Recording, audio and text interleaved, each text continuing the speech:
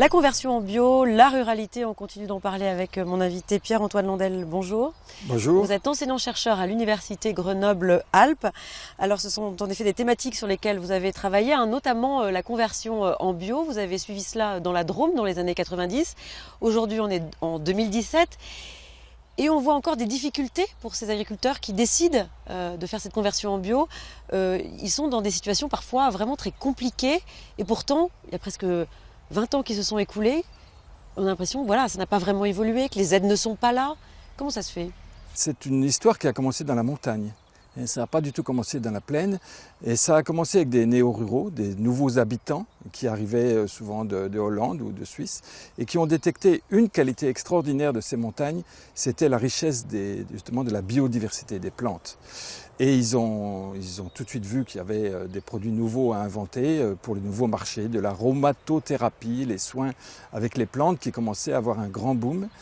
Et ils ont eu l'intelligence de s'associer avec les agriculteurs locaux qui avaient le savoir-faire, et en particulier un savoir-faire très particulier qui était celui du traitement des plantes.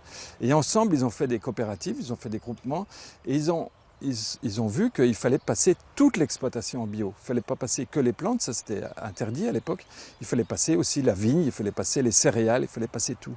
Et c'est ensemble qu'ils ont fait la mutation. C'est les néo-ruraux avec les agriculteurs locaux, en s'échangeant des savoir-faire. Les néo-ruraux connaissaient les marchés, les locaux connaissaient les modes de production, les modes de distillation. Et c'est ensemble qu'ils y sont arrivés. C'est pour ça que moi, ce que je dis, quand changer, passer à l'agriculture bio, c'est ensemble, c'est pas tout seul. Quand on est tout seul, c'est beaucoup plus difficile. Mais c'est vrai que passer au bio, c'est quand même changer de système, c'est rentrer en transition. Ce terme qu'on emploie beaucoup à Grenoble ou ailleurs, dans les grandes villes, il concerne aussi la campagne et l'agriculture. Rentrer en transition, c'est changer de système. Et changer de système, c'est quand même changer de valeur. Alors on en vient au sujet de la ruralité.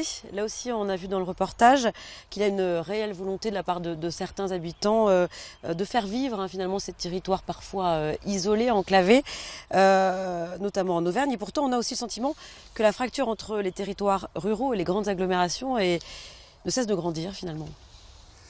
Oui, parce qu'il y a quand même une ambiguïté très forte qui est en train de se creuser entre le monde rural, si on peut l'appeler comme ça, et les agglomérations. C'est de dire qu'il n'y a pas d'avenir sur le monde rural sans le lien avec les grandes villes. C'est évident que ça fonctionne, mais le monde rural peut aussi avoir des certaines formes d'autonomie ou de capacité à faire du projet. Il y a des départements qui sont très engagés dans cette voie-là et dans lesquels il y a un niveau de service assez intéressant. Je peux même vous citer des hameaux qui se sont groupés entre eux pour faire des systèmes de relais par rapport à des voies de communication plus importantes et qui ont développé des services numériques assez importants.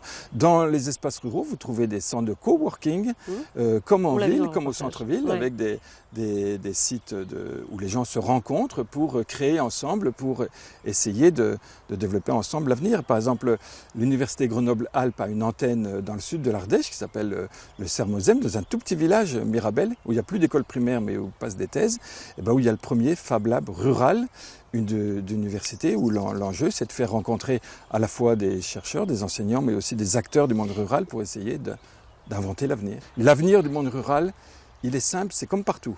Malheureusement, c'est les acteurs qui y habitent et la capacité qu'ils ont à trouver l'autonomie pour créer. C'est ça la question.